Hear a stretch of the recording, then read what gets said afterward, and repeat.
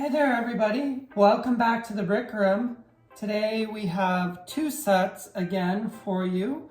We have the Shrieking Shack, set number 4756 from year 2004 with 144 pieces, and then we have the Hungarian Horntail, which is part of the third task and the fourth book and movie, and this is set number 4767. And it was released in year 2005 and it has 265 pieces. So let's take a look at the Shrieking Shack first. Again, this is set number 4756 and it was released in 2004. It had 444 pieces and it came with 4 minifigures. We get a Peter Pettigrew, a Sirius Black, of course, as always, a Harry Potter, and then we get a Professor Lupin, and along with Professor Lupin, we get Wolfhead, because of course Professor Lupin is a werewolf. Now, the Shrieking Shack itself here is fairly interesting to look at. I like the use of these wooden tiles and how they're crooked on the building. I think part of making the Shrieking Shack, which is supposed to be the most haunted house in all of Britain, was to have it be able to turn like this or spin. That would certainly freak me out if I saw a house suddenly spinning on its foundation. On the interior here, on the lower level, we have just a little hidden chamber under this table. There's a frog element in there, and then a book and a little printed tile with stars on it. I'm not quite sure what stars are representing there, but there you go. Upper level here we have a bed, and there's a goblet and looks like some kind of a potion or whatnot on there. Now, something else that the set gives us is this little piece here will move out, and when you do that, then the bed will tip down and drop you to the lower floor, which again, for a haunted house would freak me the heck out if I was in the bed and suddenly got dumped down to the lower floor.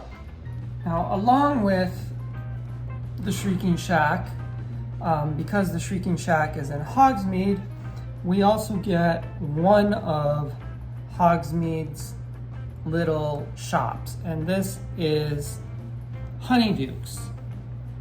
And Honeyduke's is important in the story because it has a secret path back to the castle that comes out in the basement of Honeyduke's, and then you can come up through the floor into the shop and you're in Hogsmeade. And Harry uses this method to get to Hogsmeade during his 3rd year. He sneaks there. And it's where he learns that Sirius Black is his godfather.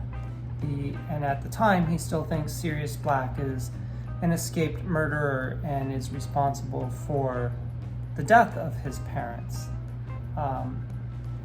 Pretty cool little added element. Sadly, I think the one thing that LEGO maybe missed with this set was giving us a shopkeeper. And then the last thing we get with this set is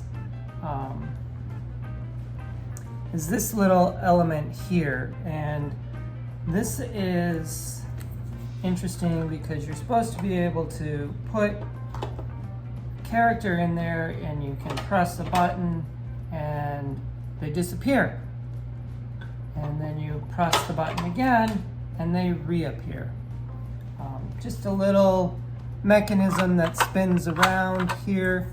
So if you put somebody in there or something in there and you press the button, switches around and moves him into this half, and then back. So a fairly interesting set overall with the Shrieking Shack and a Hogsmeade shop. And one of the things I'm really happy about with Lego and the Harry Potter in recent years is moving beyond the castle, and they've really done up Diagon Alley in the last few years, and there are a couple more sets coming out in another month, I believe, for Diagon Alley. And so it's kind of neat to get some of these other sets like this. But moving on, this of course then over here is the Hungarian Horntail, and this is from the first task in Harry's 4th year during the Triwizard tournament.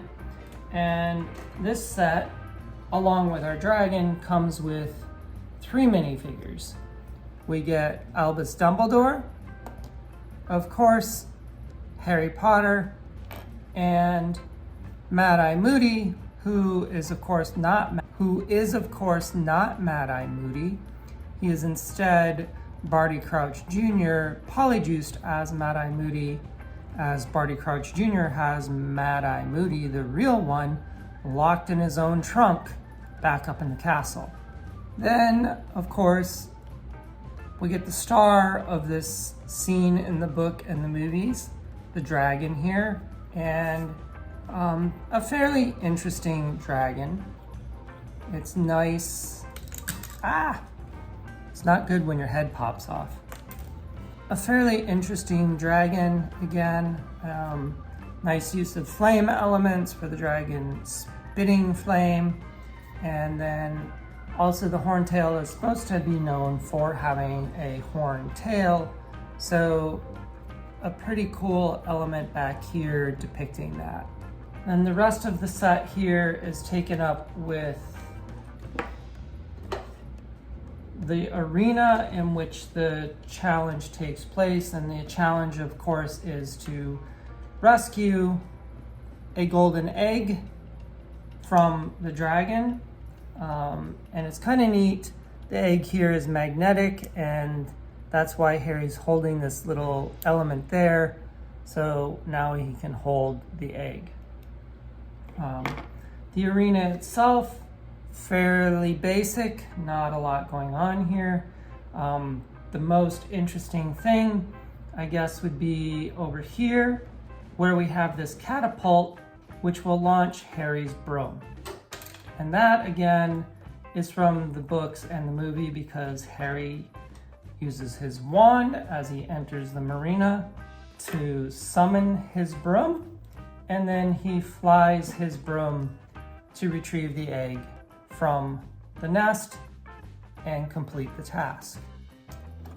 And then one last element we have here is these stands, which again have a little bit of a secret in them, because as we know in the task, the dragon escapes, breaks loose from its chain and chases Harry. And for that reason, we get this little gem here, which is our stands, kind of collapsing and throwing our fans, who would be observing the task, all over the place. Because they panic, the dragon maybe flies through the stands and destroys part of it as he's chasing Harry. So a pretty little interesting feature of the set. And that again is probably about it for these 2 sets. As always, thank you for watching. And for those interested, as always, again, we'll follow the time-lapse building of these 2 sets.